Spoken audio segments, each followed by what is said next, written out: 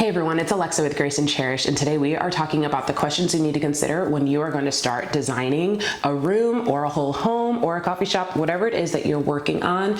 We are going to talk about the questions that you want to consider first so that you set a foundation that will help you to be able to build upon that and have a smoother design process. So let's get started.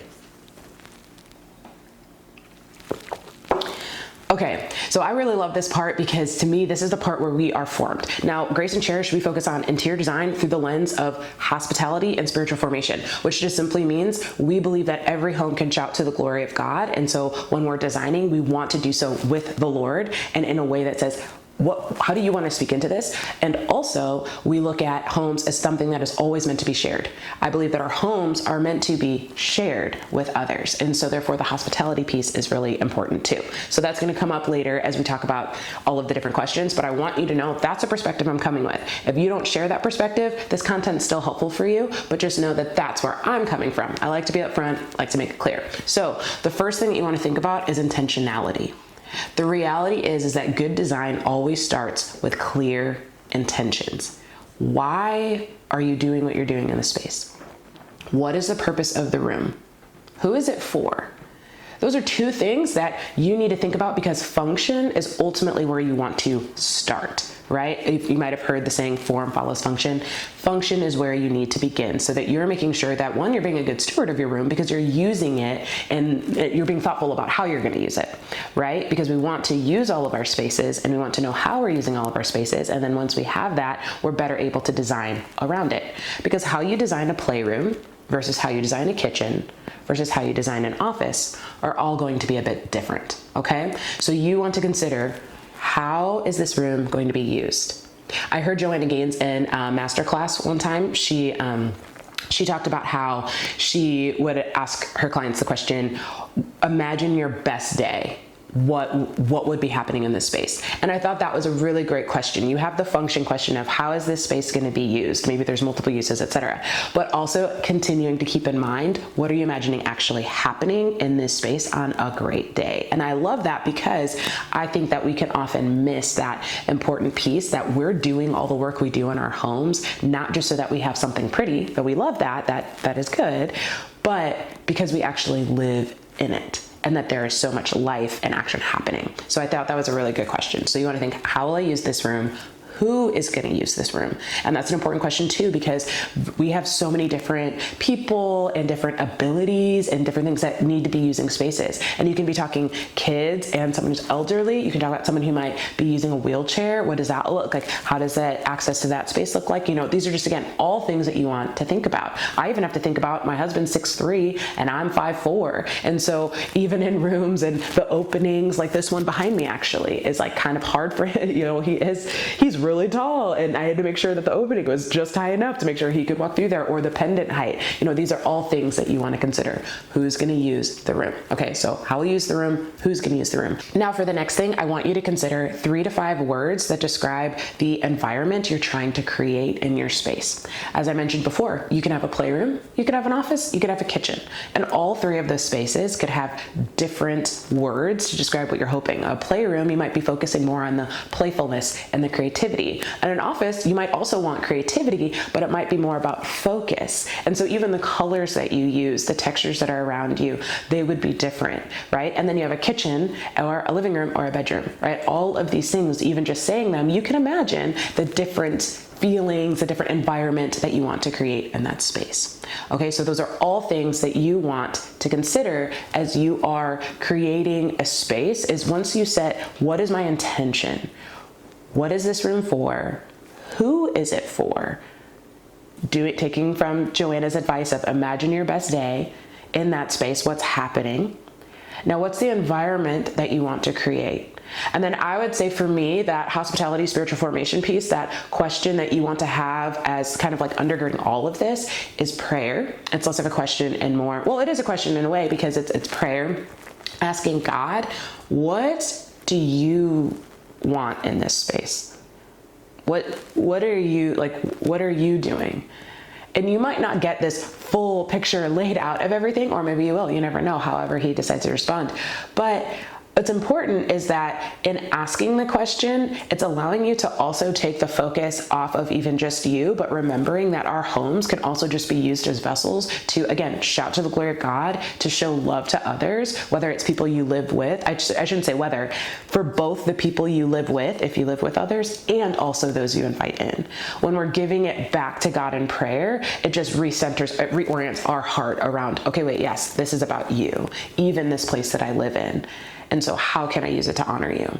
And then the other thing about prayer is you ask God, what do you want for this space? What do you say? And there's freedom. I do want to back up because I feel like the Lord is so wonderful in the freedom he gives us to design. I could pick the color I wanted to put on the wall, and I would work with him and be like, okay, Lord, with this gallery wall behind me, which I'll talk about another time, but it's really focused on these ideas of belonging and suffering. And so I was like, okay, and joy. And I was like, Lord, okay, give me vision for this. And that's kind of what I mean, like partnering with God. Like God is the creator. I mean, look around. I'm looking literally at chickens outside my window right now and in the beautiful greenery and the trees. And I can't help but just be like, God, you are brilliant.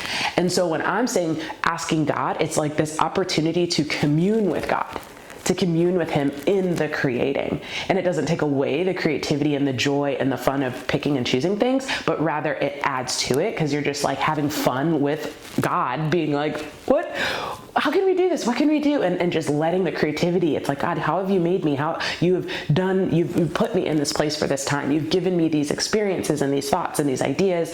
Like, can you bring these things to mind in ways that I can use that to make this space into one that shouts to your glory, that shares my story and invites other people in and to know that they're welcomed and that they are loved.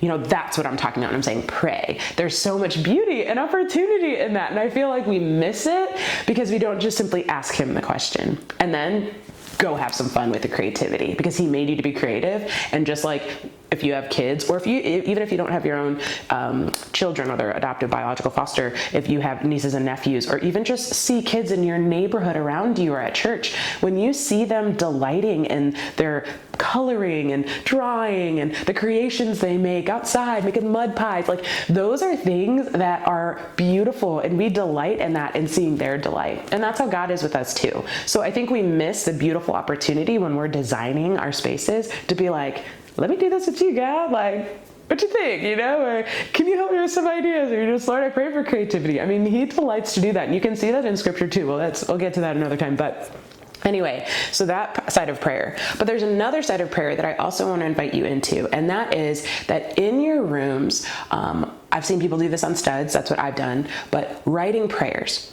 When I had a client that lived out in Alabama, when they finished their home, she and her husband really love prayer. That's very important to them. And so I was like, I wanted to give them a gift that was meaningful. And so I decided to get them some cards, and I said, hey, here's a card for each of the rooms in your house. Write a prayer on it that you have for that space. Whatever that prayer is, have it, put it in the envelope. And as you go through each room, you do that. And then from time to time, open up those envelopes and read those prayers, and then see how God has answered those prayers, and celebrate him for that, and also be encouraged by that. Because so often we stop remembering what God has done. We don't go back and say, oh, I prayed for that thing. Oh, you answered that thing. Thank you. Because a lot of times we see, especially when I've done prayers in my home, I'm like, oh, you didn't answer that one time. You didn't answer that just 2 times. You continually answer that prayer over and over and over again, and in ways that I didn't expect. We didn't write our prayers on cards. We actually wrote our prayers on the studs in our house. When we renovated our kitchen, for example, I just wrote it on the studs, and it was something along the lines of, I'll put the video up because I did take a video of it, so I didn't forget. But it was about gathering, like not just filling bellies, but also filling hearts. That was something that was really important to me. I was like, Lord, I want this kitchen to be a place where hearts are full. And let me tell you, he has answered that over and over and over again. He has not failed to respond to that, both me, for Brandon and my kids, but also for people that have come in, the amazing conversations and stories and the freedom that we have sensed in the prayer that has gone on. That is something that I couldn't manufacture. It could only happen because of the power of the Holy Spirit. And so for us, we wrote them on studs. I have the pictures and I like to go back and look at them. We wrote them in different rooms of the house.